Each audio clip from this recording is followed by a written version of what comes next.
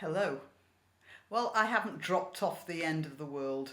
I'm visiting friends and I'm doing some serious riding as well. So instead of staying home, cosy and warm, I'm freezing my ass off over here. I am, of course, referring to the beast I'm riding. Would I use bad language? Moi? Actually, I discovered yesterday that my 4-year-old granddaughter watches every video. So I really have to be a bit more careful about my language, but it's difficult because I went to boarding school. My mother sent me there because she thought it would teach me how to be a lady.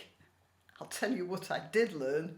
I learned how to swear like a trooper. Anyway, that's by the by. I wanted to wish everyone a happy new year and much joy in the year to come.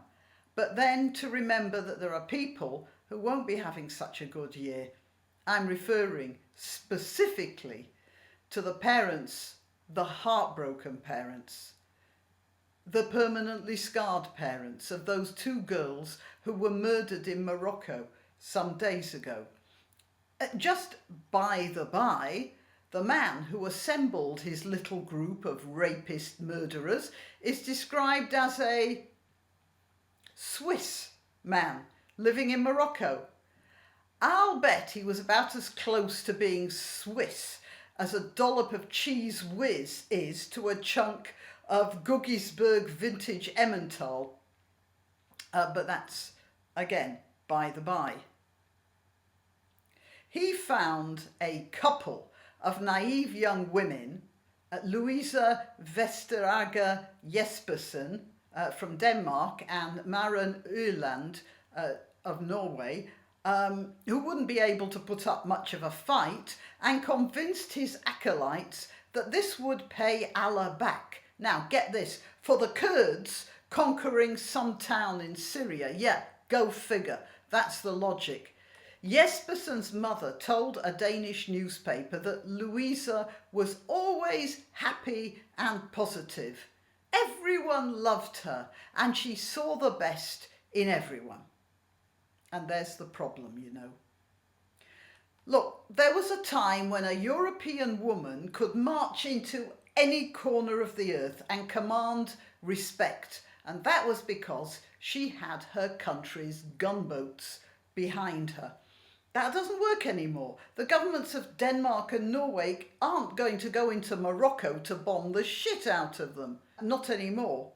In previous years, those girls would have gone their happy way, seeing the best in those Moroccan peasants and going home safely, thinking none of them would harm a fly. But those controls are gone now.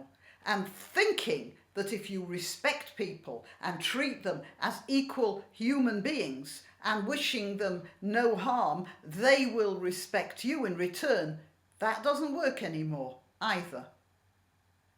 But it did point out to me something about the left. To go to another subject, but not off track altogether, a few videos ago, I criticised something Jeremy Corbyn had done during question time in the House of Commons. Question time is not really a serious time. You can raise questions, but the serious business of Parliament goes on in committees behind closed doors. A lot of the time, question time is merely an excuse for being boisterous, really, and willy measuring. But Corbyn sat back and muttered "stupid people" to himself like some embittered charwoman. The Conservatives, seizing their chance, accused him of saying "stupid woman" about Theresa May, and thence of sexism, which is a sin worse than treachery nowadays, you know. I made a video in which I backed up Corbyn's version of what he'd said. However, some of Corbyn's supporters saw the video and assumed, since I'm obviously not a Corbynista, that I had taken the Tory line. And I got all sorts of comments along the lines of, "He said stupid people," which is exactly what I'd said he'd said. But they couldn't hear that. They also called me things like a moron and an idiot. And some of the comments called me names a lot less savoury than that. I deleted those, by the way, because I can. Anyway, the point is that particular brand of stupid people, the Corbynistas, heard what they wanted to hear. It strikes me that this is a particular fault of the left. You know, how socialists ignore the horrors of Russia, the even worse horrors of China, the present horrors of Venezuela. In the same way, they ignore the dangers of Islam or any fundamentalist religion, come to that. But in this case, it was Islam, as it is presently developing, and the dangers inherent in any European, male or female, wandering unarmed and unprepared through some of the most primitive countryside and societies of the world. That seems to me to be the weakness at the heart of almost any leftist philosophy I can think of. With love in your heart and socialism in your system, we can all trot along the yellow brick road towards the bright green city of Oz. I'm not saying it's not a worthy ideal, it is, but it isn't realistic, just like Oz wasn't. Look, people are capable of the most astounding acts of generosity and self-sacrifice. People are capable of the most beautiful poetry and the most life-changing science and the most glittering intelligence. But people are also capable of vicious, cruel barbarism and abyssal stupidity. Those young women, no doubt brought up in the liberal and civilised schools of Denmark and Norway, had been taught that everyone is good given half a chance. They ignored the warnings to be found in any newspaper or media, from reports of the New Year's Day shambles in Cologne to the murder of those 2 American cyclists in Tajikistan. They even ignored the warnings given to them by people in Morocco itself. But no, trust in the brotherhood of man and the bright future of human perfectibility.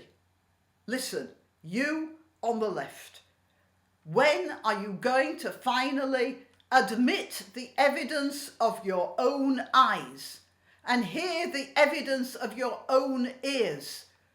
You lot who thought I was saying Corbyn had said stupid woman, you would not listen to what you could actually hear. And you people who think that you can go wandering around in the Atlas Mountains relying on the goodwill of the local people, you will not see what any news organisation is showing you. Wake up! Stop thinking of the world as you want it to be and look at it as it is, in all its ugliness as well as its beauty. But you have to be aware of both.